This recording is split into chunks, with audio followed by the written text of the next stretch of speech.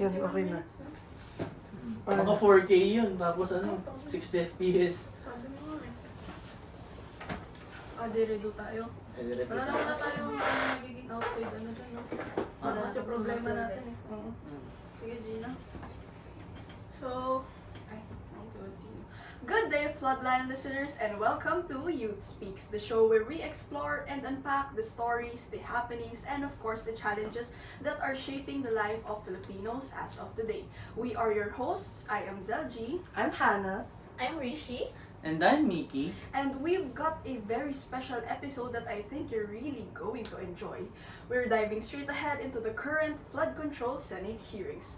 We will also be joined by Dan, our guest, to unpack this matter. So, what are you waiting for? Grab your coffee, your tea, your headphones, get comfortable, and let's jump straight ahead into this episode entitled Billions for Floods Still Underwater. So, relating to our topic, ano yung insights nyo about the floods that are happening as of the moment? So, very frequent. Like, yun nga, puro bagyo, puro baha. Dito, onting ulan lang, baha na, stranded na sa campus eh. Tsaka yung resilience na dinadahilan nila sa atin na, dito, okay lang yan, taon-taon na naman nangyayari yan. Pero deserve ba talaga natin na konting ulan, taon-taon na lang, uulan, ay babaha, di ba? And alam na nga nilang taon-taon nangyayari, bakit hinahayaan pa nilang umulit yun? Ayun na. Saka, like, from the past years, so, palala siya ng palala. Like, yung mga areas na dati hindi naman baha, ay nagiging bahain. Yung mga areas na alam natin na hindi naman talaga binabaha, ngayon may kita nyo binabaha siya kahit onting ulan lang. Like, hindi ko naman sinasabi na sobrang onting ulan, but like, compared sa ulan the past years, sobrang bilis niya ng bahain ngayon. Oo. So, ang sinasabi ng, di ba, ang nagiging response ng government dyan is they are making a move. They are spending billions on, flood control, ganun.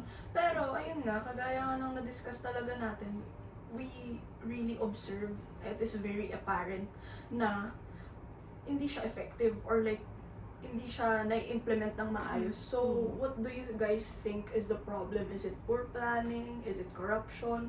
Or maybe even something deeper in how our system works? I think it's something deeper aside sa corruption. Kasi if may problema sa taas na hindi natin alam, kasi parang natatakpan lang naman ng corruption din minsan na, ay problema pala to dahil kasi corrupt to. Corrupt yung officials na to. Tapos, malalaman natin may deeper problem pa pala when it comes sa government, which is naapektuhan tayo. Kasi sila yung gumagawa ng batas natin Like, sometimes we do follow them. Diba? Most of us follows the law. Kasi nga, pag hindi tayo nag-follow, ang consequences mabigat sa atin. And pag nagka-problema sila doon, pati na sa atin din ang baksak. So, aside sa corruption, may mga deeper problem pa. And when it comes naman sa flood control, yung poor planning nila is dahil din yun sa corruption nila. Kaya ang pangit ng quality ng mga gawa nila, kaya din ang poor ng planning nila is because yung budget na dapat nakalaan doon sa flood control is nakakorrupt nila. Diba? Kumbaga siya, talaga interplaying yung corruption, yung deeper na yung mga hindi natin alam na matters. Tapos, ayun, parang nagiging outcome na yung poor planning. Ako naman, I do agree with you Pero sa tingin ko talaga, it is something much deeper Pero kasi alam naman natin na madaming corrupt na officials. Pero bakit nangyayari? I think it is a system na nilalaro lang nila tayo. Nangyayari na rin yung ganito kabigat na parang headline na issue ng corruption doon sa PhilHealth, di ba? Yung billion-billion na nilang ninakaw. Pero ngayon, ano nangyari? Hindi na nga natin nababalitaan kung ano yung nakuha. Hindi na natin nabalitaan yun, di ba? Tapos yung isa pa nun is, puprotektahan nila yung isa't isa, syempre. Kasi syempre, nagkakaroon sila ng personal gain Naku-fund natin yung lavish lifestyle nila. Tapos yung self-interest din nila. Kasi ang pera is kapangyarihan yan, di ba? Pwede kang kunyari, kung ako yung corrupt na official, tapos siya yung reporter, pwede ko siyang i-manipulate. Eto, bigyan kita 3 million, manahimik ka, di ba? I think it is something much deeper. Kasi, alam na, yung pag-iimbestiga, tingnan mo, ipapanood lang din nila yan. Tapos, mawawala na naman, kagaya na nangyari sa PhilHealth. So maybe it begs the question na talaga na maybe the alleged corruption has underlying layers talaga, no? I think it is just a stretch. Kasi ito na, may tanong din ako para sa inyo, syempre. Kung ang flood control ay dapat pinoprotektahan yung mga buhay at bahay natin. Pero bakit ngayon? Pero ngayon naging symbol siya ng corruption, mainit na mainit sa mata natin. Oo. So, anong masasabi niyo sa way ng pag-handle ng gobyerno sa pera natin, sa public money natin, sa mga tax natin? So I think, dyan papasok yung guest natin ngayon. So, Dan, take it away.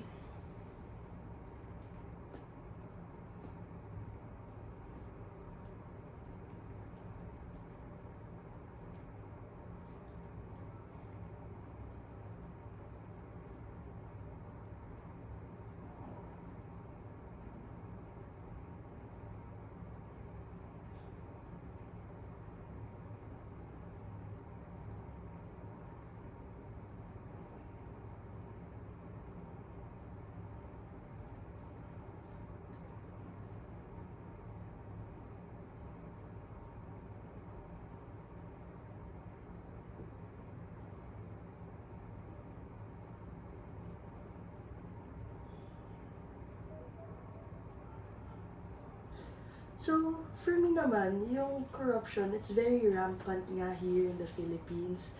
And, masasabi ko siguro from the point of view na lang din ng mga members of society. So, sa atin, parang nagiging, sa sobrang frequent yung nangyayari. From high positions pa lang, down sa even sa barangay or SK. Ang masasabi ko dun is, parang somehow, we're normalizing it na natotolerate na siya. Kasi, lalo na yung mga mas older than us, yung mga older generations, parang for them, as long as they're gaining something from a person, even though corrupt yung taong yun, yung politician na yun, they're okay with it. Basta nakakakuha sila ng benefits. Like yung mga paayuda, ganun, kahit paunti-unti lang. And, siguro dyan kung mapapasok yung cultural relativism, kasi somehow, yun nga, yung tolerance, natotolerate talaga natin yung mga ganon, which is good thing na ngayon, more people are speaking up, so nanonotice na talagang dapat mabago yung system na ganon. Siguro, tama nga naman. Pero I actually, given the question din, parang naisip ko rin na since nabanggit mo nga yung sa pag-tolerate, no?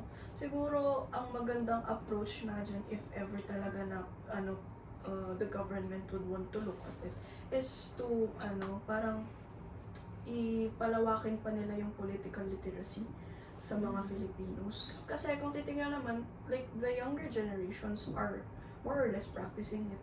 Pero not to discriminate siguro within the generations. Siyempre, iba-iba pa rin yan per case. Pero in general, ayun nga, parang need pa ng more awareness. yes. Like you said dun kanina na may mga tao na they're accepting or tinotolerate nila yung corruption because they're gaining or they have benefits like sa mga ayuda. However, let's face the fact na yes, nakakakuha kayo ng ayuda, pero pag hindi sila nag-corrupt, like they did transparent and honest sila when it comes sa mga funds natin, mas better yung quality ng makukuha natin. Yun, maybe we won't be needing ayudas kasi the system is okay. Like, sa medicine, di ba? Oo. Mga ospital, mga Kasi hospital. kaya naman ng ibang bansa yung free medicine eh. Oo. Oo. yung So, mga healthcare. we won't be needing ayudas. Hindi na natin kailangan pumila para na makakuha ng ganito. Hindi na natin kailangan maglabas ng iba't ibang documents just to have actually, ang alam ko kasi talaga nakukuha nyo lang dyan, lalo na sa medical assistant is 5K pababa. Maliit Diba? lang. Maliit lang. Pero, if we don't tolerate na nagko-corrupt sila just because nagkakakuha kayo ng 5,000, pwedeng mas maganda pa yung makuha natin, like better medical assistance, better hospitals for public use, di ba? Like, even educations.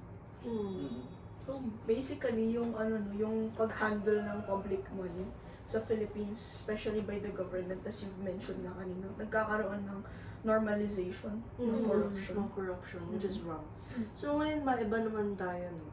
So yung flood control, it's being dissected in the Senate instead of the judiciary. So,